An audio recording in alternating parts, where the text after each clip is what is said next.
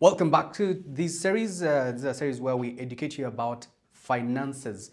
And of course, joining me as usual on the show is Jonan Kandwanaho, who is the CEO of Jonaki Holdings, a money lending business, but also the president of the Money Lenders Association of Uganda. Thanks once again for joining us. Pleasure. Today we are talking about transforming charity with business innovation. A case in point, how Jonaki Holdings is reshaping corporate social responsibility. We talked about this last week, and today we want to emphasize that on more CSR. So how does Jonaki Holdings define CSR, and why is it such an integral part of your business model? I mean, you could just make profit and eat your profit. Thank you, Canary.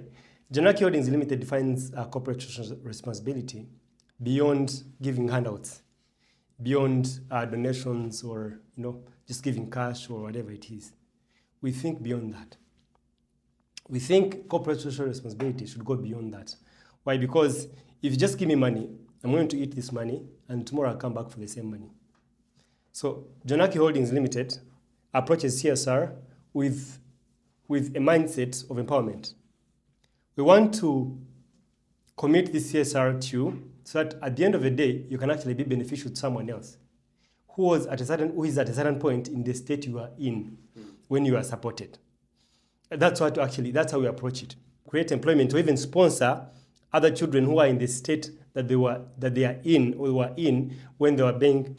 So we look beyond the handouts and the giving of money. It's such an integral part of our business because prosperity with posterity can only be assured with charity. So if you want to have wealth that will stand a test of time, it has to have a backing of charity. Because currently we've seen people who have had money. There's life beyond money. You'll have these stacks of billions of money on your account, but ultimately, what's the benefit? What's the use?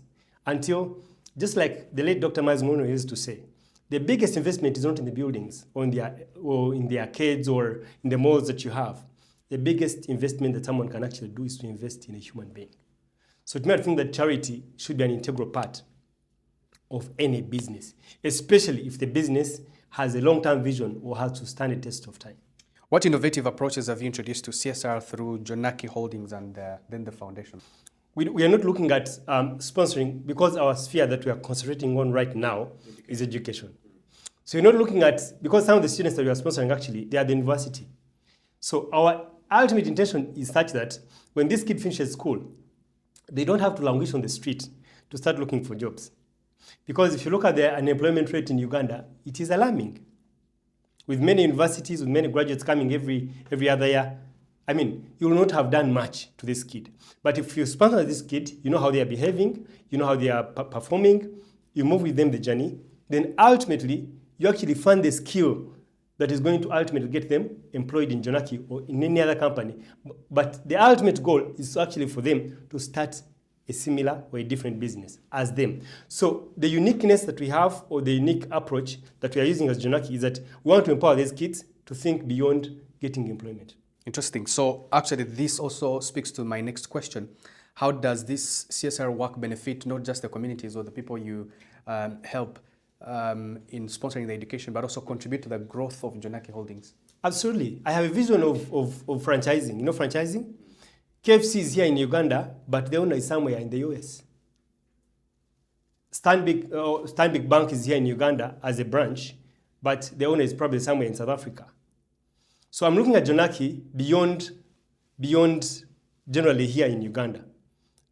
So you can imagine if you have franchises in different countries, who is the best placed to actually own some of those franchises than a person whom you've sponsored, worked with them the journey, you've been with them, you've seen their performance, you've seen their potential, and how they can actually be sold into that vision that you have at hand than the person you sponsored. So you're looking at it long term. Could even be another business idea. You're like, you know what? This person has finished school, they have got these skills, they have actually done internship probably from Jonaki, and then you deploy them. So ultimately, it is raising and deploying champions in the different spheres of influence. One of them could actually be business. You've been doing this for quite a while. Can you share some success stories of your CSR initiatives under Jonaki Foundation and how the CSR initiatives have made a tangible difference in these people's lives? I've seen a number of success stories, but I'll share one. There was one lady who was in the village. She had 4 children. She was actually staying at a church. The husband had passed on, didn't leave anything behind because I think he got sickly for a while. And then we take on one of the children of this lady. As I talk now, I think one of the kids is almost completing P7. But if you see the hope that this lady has and her previous state she was in, because ultimately, when the husband passed on, her world was shut down. But the hope that she now has, with how she speaks, with how she has hope, with how she's revived, you cannot equate it to any amount of money. And the hope that she has in this child that we are supporting is quite amazing. So that alone actually fills my tank. But also we've seen some of our clients that we've supported through CSR, beyond loan. A person comes and confides in you like, you know what, I am stuck. Yes, I've been giving you business, I've been getting loans from here, but my business probably is not as progressive or probably have as many children, and here I am a bit stuck. And you're like, you know what, let me support you for this particular term. So the joy that comes on this person's face to understand that, beyond giving me a loan, I actually have this other hand which can actually give me support is quite fulfilling than even the profits that you actually get from the business. That's quite interesting. How do you make sure your CSR program under the foundation is sustainable for a long term? First, which is the most prime, is such that, as I told you, we are funding the foundation 100%. Because Jonaki Holdings Limited has never, at any one moment in a month or in a year or in a quarter, failed to turn up profits. So for as long as Jonaki Holdings Limited is existent and is turning profits, the foundation will exist. Because a percentage of the net profit that we get goes to the foundation. So there is an assured source of income month on, every year for the foundation, really assured. For as long as Jonaki Holdings is existent, then the whole math is actually logical and sustainable. It's automatic. It's automatic. What do you believe other businesses can learn from Jonaki Holdings' approach to CSR? I think that for almost every business, they should actually have an arm of a charity. However small you are, because I don't think Jonaki is the biggest company, probably even in Uganda. It is not the biggest lending company. There are many financial institutions. But also think that for every business, it's good to look long-term. Start at the level you're at, but also look long-term. Because if you don't have that long-term picture of where you're going and how you intend to help, ultimately you're going to get frustrated. Time will come when your staff will tell you, what, the budget for charity is getting out of hand. Can we tone down and probably divert some of the monies to marketing? But if you have clear structures and clear-cut percentage of the profit that goes to this charity, no one will touch it. And ultimately, it will ensure, it's good, it feels good. I've actually got feedback from some of the staff. And they tell you, it's good to know that your efforts are actually yielding something that is supporting a life. Not just towards making profit. Not just towards making profit, but it feels different. So I think for every business person or any business entity should actually think beyond making profit and sitting on the money and eating the money alone.